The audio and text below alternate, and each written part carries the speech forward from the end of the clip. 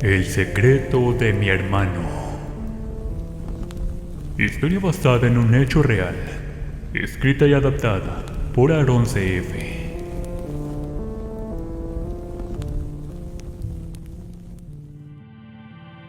Antes que nada, permíteme presentarme.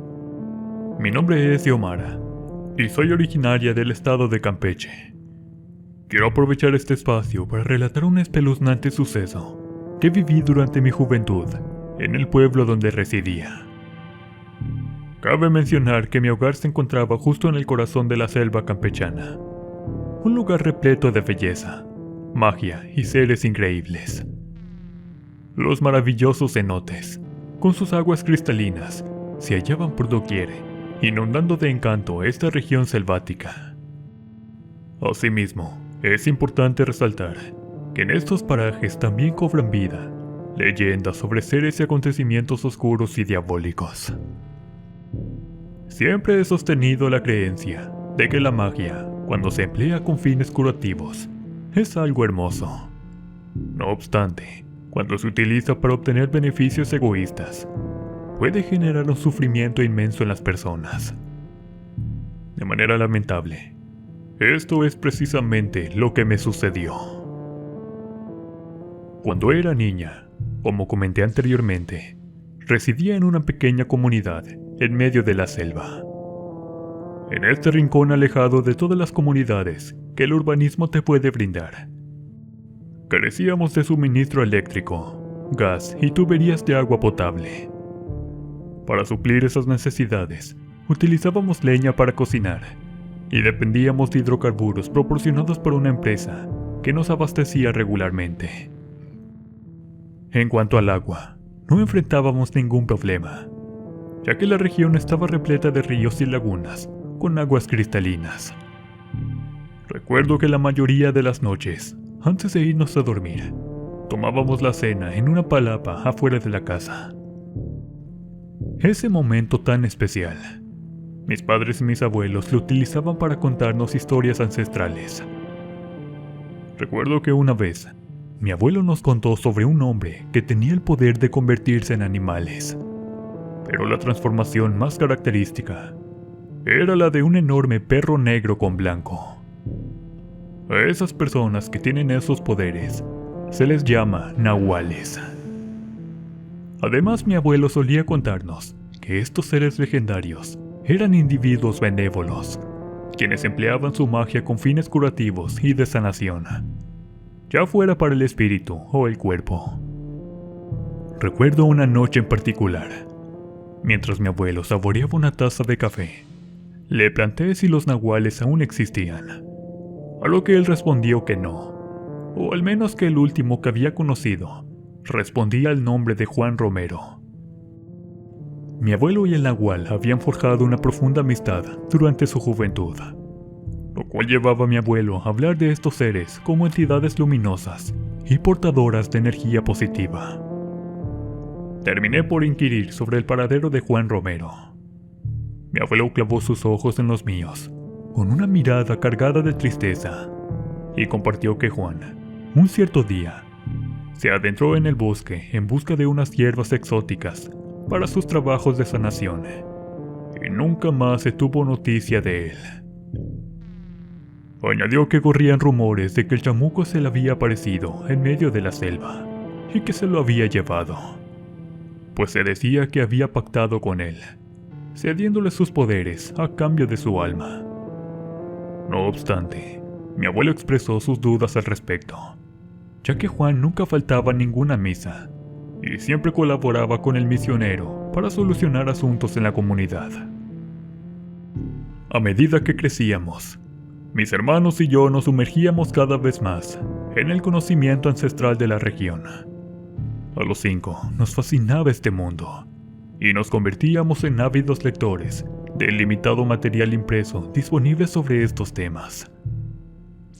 También consultábamos a las personas mayores de nuestras comunidades y registrábamos todo en pequeños cuadernos.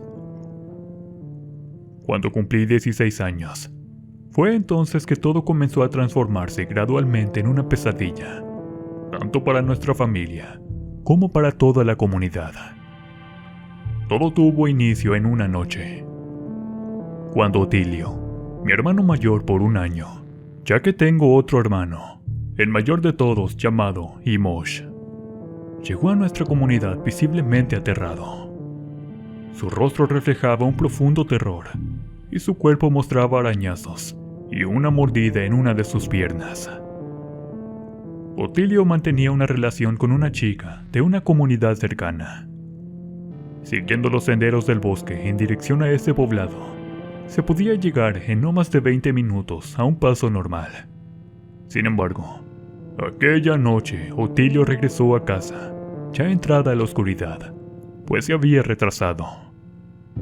Aunque llevaba consigo su machete y su lámpara de queroseno, era consciente de que, en caso de un ataque de un ocelote o un jaguar, estas herramientas no le proporcionarían mucha protección. La mayoría de la comunidad estaba preparándose para dormir, pues por las ventanas de las casas se podían ver pocas lámparas de aceite encendidas, cuando escuchamos unos alaridos que provenían de la selva. Mi padre inmediatamente tomó su machete, mientras otros hombres salían de sus viviendas, también con sus respectivos machetes como precaución ante aquellos gritos. De repente, desde uno de los senderos, divisamos a una figura emergiendo y corriendo a toda velocidad. Su carrera era tan frenética que daba la impresión de que el mismísimo demonio lo perseguía. Mientras corría, sus gritos de socorro llenaban el aire. Mi madre reconoció de inmediato la voz de mi hermano Otilio, y en efecto, era él. Los hombres del pueblo, al darse cuenta de que se trataba de mi hermano, salieron en su encuentro para brindarle protección, en caso de que algo o alguien lo estuviera persiguiendo, con intenciones malignas. Al llegar a donde nos encontrábamos, se desplomó. En el suelo, él lloraba y vociferaba que un enorme perro lo perseguía. Mi madre lo levantó y con un abrazo pudo calmar a mi hermano. Lo llevamos a la sala principal de nuestra vivienda. Bebió un té y cuando estuvo totalmente tranquilo, nos contó lo que le había sucedido en su trayecto de regreso a casa. Él nos contó que se le hizo tarde en casa de Quetzali, su prometida, tomando así muy tarde la vereda de regreso a casa. A medio camino, los ruidos de la selva cesaron misteriosamente, dejando una atmósfera sepulcral. Él nos decía que no solamente él escuchaba su respiración, los latidos de su corazón y el ruido de sus pisadas. Incluso el viento cesó por completo, y a pesar de tener encendida la lámpara de aceite, él sentía que la selva estaba más oscura de lo normal. De pronto, el sonido de sus pasos se mezcló con otro, procedente detrás suyo. Otilio empuñó su machete y giró rápidamente. A unos 20 metros de distancia, divisó la silueta de un hombre. Aunque los rayos de la luna iluminaban el área, Otilio nos relató que solo pudo distinguir una sombra oscura de un hombre, de estatura no muy alta. Otilio nos relató que le exigió a la sombra que se identificara, pero ésta permaneció en silencio. Un silencio total envolvía el ambiente. Volvió a interpelar a esta figura fantasmal, pero el resultado fue el mismo, un silencio inmutable. De repente, el silencio que había cundido en la selva se quebró, pues de la oscura silueta comenzó a surgir un gruñido similar al de un lobo o un perro. Increíble, pero aterradormente, esa sombra comenzó a contorsionarse de una manera que desafiaba toda lógica humana. Cada movimiento iba acompañado del sonido de huesos crujiendo terriblemente, como si el cuerpo de la sombra se estuviera desarticulando en 1000 fragmentos. Se encogió y retorció, adquiriendo una forma que finalmente semejaba a la de un perro. Sin embargo, lo único que Otilio afirmó poder discernir en ese perro fueron sus ojos enormes y rojos, junto con una espuma que semejaba a la rabia. De forma abrupta y sin previo aviso, el perro se lanzó con ferocidad hacia mi indefenso hermano. este reaccionó con agilidad, desatando una desesperada carrera para escapar de las fauces del peligro. Sin embargo, su huida estuvo marcada por el amargo sabor del fracaso, ya que la feroz bestia consiguió infligir heridas con una de sus garras en la pantorrilla de mi pariente, mientras que su otra extremidad sufrió el mordisco implacable del animal. Solo a través del firme agarre de la empuñadura de su machete, pudo finalmente liberarse de las garras de aquel perro terrorífico que acechaba en la oscuridad. Tras escuchar detenidamente el relato de mi hermano, mi abuelo dejó escapar un suspiro, cargado de preocupación, y pronunció con solemnidad: al parecer fue un nahual. Sin embargo, estos seres ya no deambulan por estas tierras, y ese comportamiento no se ajusta a su naturaleza habitual.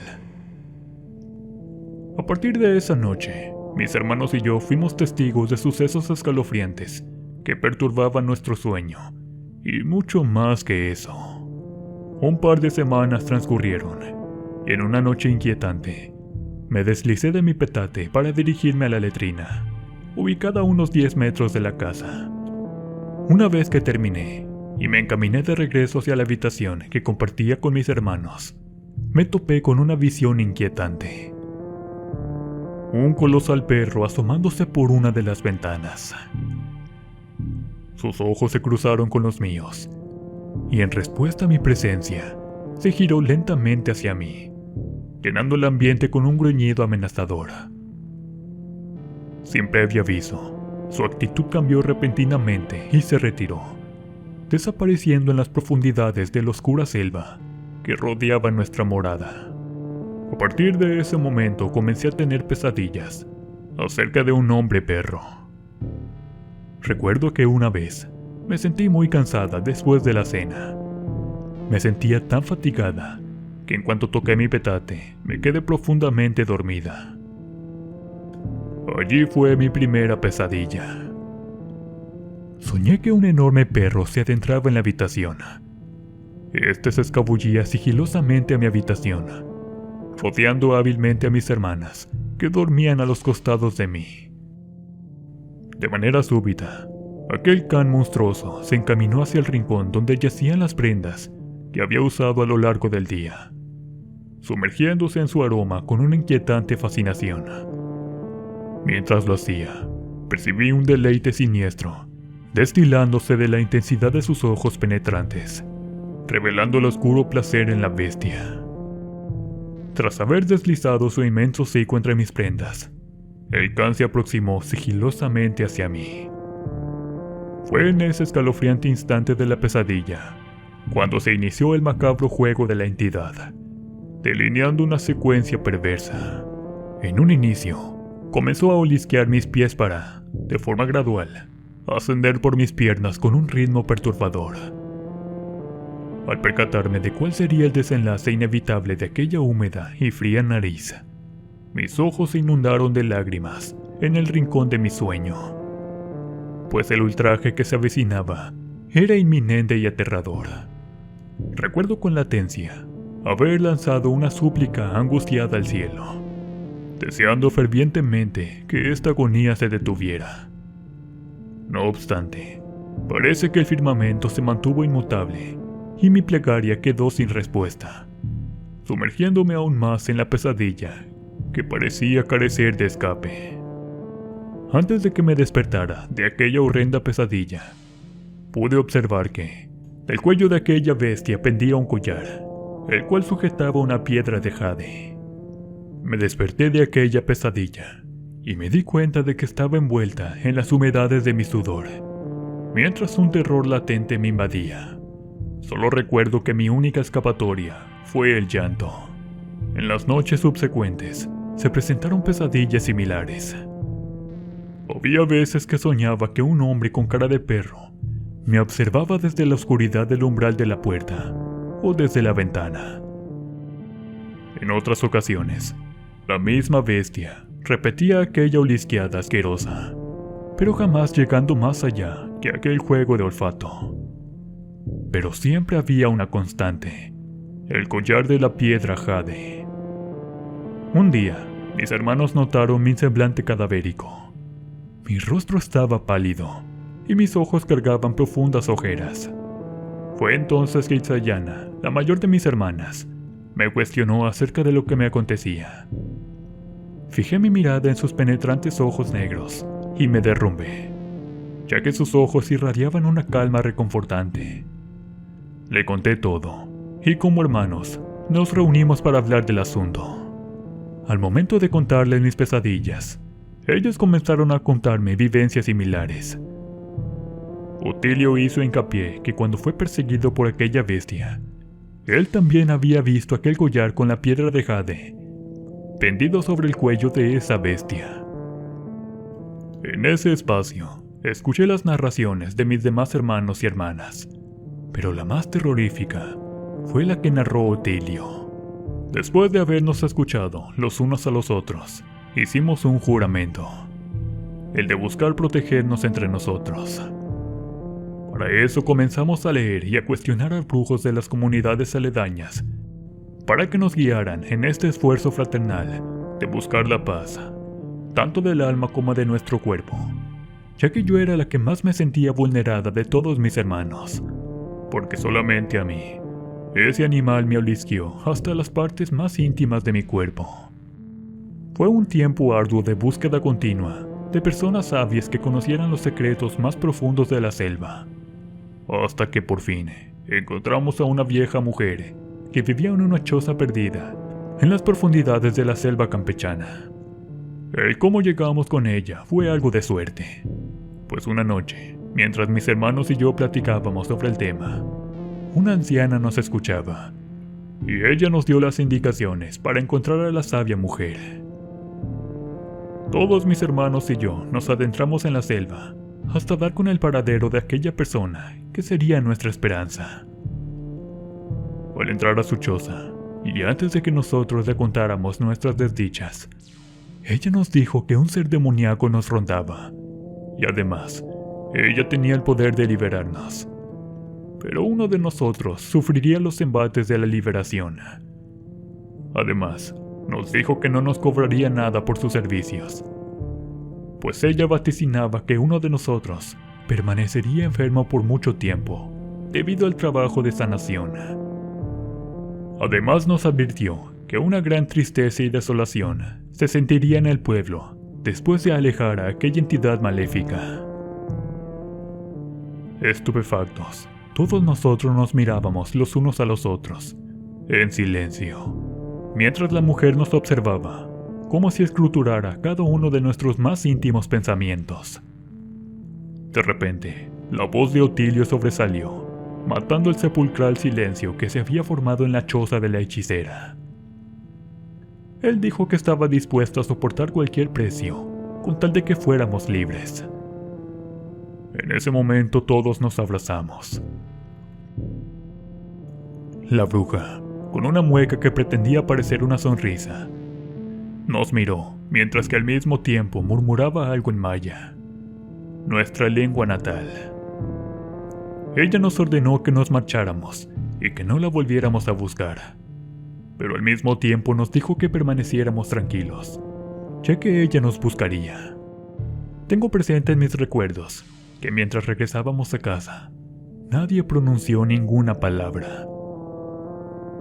El camino a casa fue un momento lúgubre y tétrico de nuestras vidas, pero nada comparado con lo que nos esperaría en los días posteriores a la visita realizada a esta mujer de las profundidades de la selva. El sonido de los animales del monte era nuestra única compañía, y el crujir de las ramas bajo nuestros pies le hacían segunda. Nuestra respiración era parte de aquella orquesta fúnebre que se apreciaba en aquellos momentos. Llegamos a nuestra comunidad muy tarde. Nos fuimos a nuestras habitaciones, y por esa noche pude dormir tranquila. Las noches posteriores fueron de grandes pesadillas para mis hermanos y para mí, pues mis hermanas y yo teníamos sueños tan vívidos de que un ser mitad hombre y mitad perro nos ultrajaba. Mientras tanto, mis hermanos, cuando iban a sus labores, eran atacados por la bestia. Era cuestión de soportar, pues la anciana del bosque nos dijo que esto pasaría. Pero lo que no podía soportar era ver que mi hermano Otilio se estaba enfermando. Él comenzó a sufrir de fiebres y malestares estomacales muy fuertes. Y Mosh comenzó a cuidar de él. Entonces todos nosotros nos dimos cuenta a lo que nos dijo la bruja. Él se llevaría la peor parte. Comenzamos a organizar rezos y misas por la salud de mi hermano. Pero esto parecía no resultar, pues cada vez se le veía más débil y demacrado. Además sentíamos que estaba perdiendo rápidamente la cordura. Su hermosa piel morena ahora era de un color amarillo, y en sus ojos uno podía ver la tristeza y el miedo. Además, de su cuerpo, un hediondo olor a podredumbre comenzó a emerger. Era tan fuerte la peste, que se tuvo que adecuar una habitación de carrizos y lodo cerca de la casa exclusivamente para él. Pues la convivencia con mi hermano cada día era más insoportable, y esto me llenaba de mucha tristeza.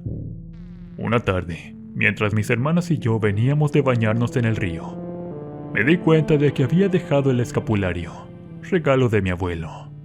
Recordé que lo había dejado colgado en una de las ramas de los arbustos que se situaban a las orillas del río. Sin pensarlo, le dije a mis hermanas que iría por esa prenda. Cuando llegué al río, la bestia salió de entre los árboles y se lanzó hacia mí, lográndome tumbar. Esta estaba encima de mí y con sus garras desgarraba mis piernas.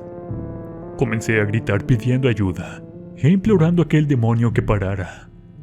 Pero la lujuria de aquel ser parecía no tener límites. Dejé de forcejear, pues mis fuerzas se habían agotado por completo.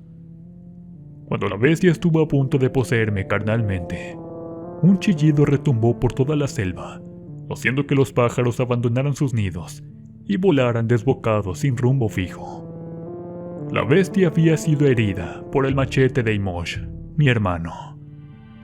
Esta, al verse amenazada por el filo que empuñaba a mi hermano, salió huyendo con su lomo herido. Mi hermano y mis hermanas salieron detrás del demonio y lo persiguieron hasta llevarlo al caserío. Allí los demás pobladores, al escuchar nuestros gritos, salieron en nuestra ayuda. Con palos y piedras comenzaron a linchar a aquella bestia.